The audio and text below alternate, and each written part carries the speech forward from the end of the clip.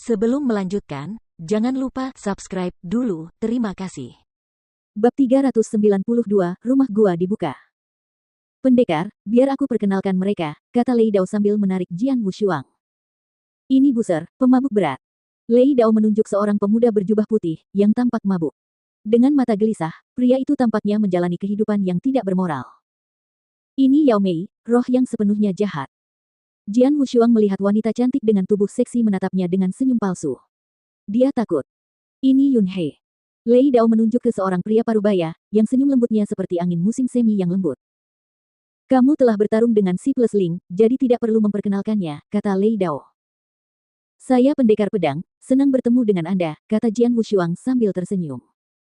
Pendekar pedang, kemampuanmu luar biasa. Bahkan si Ling pun kalah darimu. Kau benar-benar hebat, kata Yao Mei.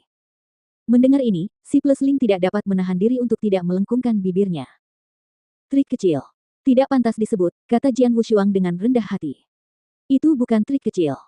Teknik sekuat itu akan sangat membantumu dalam pertarungan. Yun He menoleh dan berkata dengan serius, lagi pula, kamu sudah sangat cepat dan memiliki tubuh yang kuat. Mungkin kamu bukan yang terkuat di antara kami, tetapi melihat kemampuanmu untuk melindungi diri sendiri, kamu akan menjadi nomor satu. Itu benar. Lei Dao, Yao Mei dan komandan lainnya mengangguk setuju. Bahkan jika kamu tidak bisa melawan Jenderal King di tahap 3, kamu bisa bertahan hidup. Pada titik ini, kamu lebih kuat dari kami. Komandan lainnya tampaknya berkata dengan santai. Sebenarnya, mereka iri dengan kemampuan swordsman. Selama pertarungan dengan si Plus Ling, kekuatan keseluruhan Jian Wushuang mungkin tidak mengesankan, tetapi kemampuannya untuk bertahan dan bertahan hidup sangat menakjubkan. Di tanah suci yang luas ini, tidak masalah seberapa kuat seseorang, karena selalu ada orang yang lebih kuat. Namun, yang terpenting bagi seseorang adalah memiliki kemampuan luar biasa untuk mempertahankan diri. Selama kamu bisa tetap hidup, kamu akan mempunyai kesempatan untuk meningkatkan kekuatanmu. Ngomong-ngomong, termasuk aku, ada 13 komandan di pasukan pertama kita, kan? Di mana komandan lainnya? Jian Wushuang tiba-tiba bertanya. Benar, totalnya ada 13 komandan. 2 komandan sedang menjalankan tugas mereka dan yang lainnya telah pergi ke medan perang api, jadi hanya kita yang tersisa untuk menjaga ngarai hati iblis, jawab Yun He. Medan perang berapi. Jian Wushuang terkejut. Ada apa dengan medan perang berapi? Ini medan perang yang gila dan penuh kekerasan, tempat kedua markis bertarung satu sama lain, tetapi kita tidak tahu situasi sebenarnya di sana, karena kita belum pernah ke sana, kata Yun He sambil tersenyum kecut. Kau belum pernah ke sana? Jian Wushuang tidak bisa menahan rasa herannya. Aku ingin. Lagi pula, ada lebih banyak ahli di Flaming Battlefield. Jika aku pergi ke sana, aku akan memiliki kesempatan untuk melawan sejumlah besar ahli top, tetapi tuan kita berkata aku tidak cukup kuat, jadi dia tidak punya rencana untuk mengirimku ke sana. Lei Dao berbicara. Jian Wushuang terkejut secara pribadi. Lei Dao telah mencapai tahap 2 puncak alam Sein. Jika dia tidak memenuhi syarat untuk pergi ke Flaming Battlefield, berapa level para ahli yang bertempur di Flaming Battlefield? Jangan terlalu banyak berpikir. Tingkatkan saja kemampuanmu. Jika kekuatanmu meningkat, tuan kami akan mengirim kami ke sana di masa depan, kata Yun He. Kau benar. Lei Dao mengangguk lalu menyeringai. Panglima pendekar pedang baru saja tiba. Mari kita adakan pesta untuk menyambutnya. Mari kita pergi minum. Para komandan masuk ke tenda dan mulai minum. Jian Wushuang tinggal di Demon Heart Canyon. Dia biasanya berkultivasi sendiri. Terkadang dia akan bertarung dengan komandan lainnya. Mereka semua rukun satu sama lain. Sebulan berlalu dalam sekejap mata. Di perkemahan, Jian Wushuang berdiri di udara sambil memancarkan alam pedangnya. Yun He terperangkap di dalamnya. Dengan bantuan alam 10 kali lipat, Jian Wushuang menggunakan kekuatan penuhnya untuk melancarkan serangan.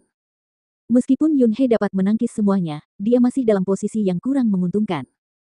Coba tebak berapa lama Yun He bisa bertahan? Lei Dao bertanya sambil tersenyum. Dia duduk di meja panjang dan sempit bersama Yao Mei, Buser, dan Si Ling di atas kekosongan. Jika dia bisa bertahan selama 20 tarikan napas, itu hebat sekali. Si Ling melirik medan perang. Dia telah bertarung dengan Jian Wushuang beberapa kali, jadi dia tahu betul betapa mengerikannya alam pedang Jian Wushuang.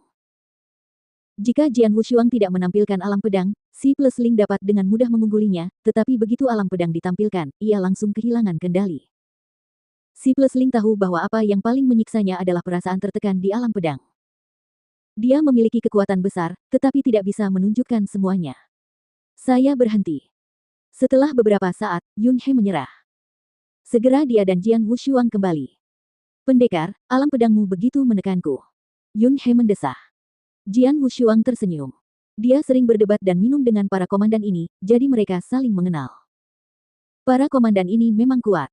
Jika dia tidak menunjukkan kartu trufnya, Jian Wushuang tidak akan dapat mengalahkan mereka dan hanya akan menang. Oleh karena itu, Jian Wushuang memperoleh banyak keuntungan dari pertarungannya dengan mereka selama sebulan ini. Ayo, kita minum. Lei Dao mengangkat cangkir anggur. Jian Wushuang hendak mengambilnya. Tiba-tiba, bas, gelombang tak terlihat menyebar. Getarannya begitu hebat hingga semua orang di Demon Heart Canyon merasakannya.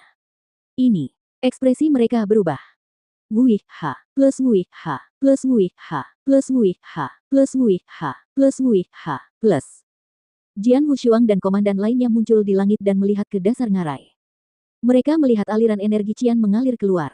Meskipun kuat, energi Qian itu tampak di ambang kehancuran. Energi Qian berasal dari formasi di luar rumah gua. Pikir Jian Wushuang. Wui ha, plus. Suatu sosok muncul di samping mereka. Jenderal King. Mereka semua memperhatikan dan berteriak.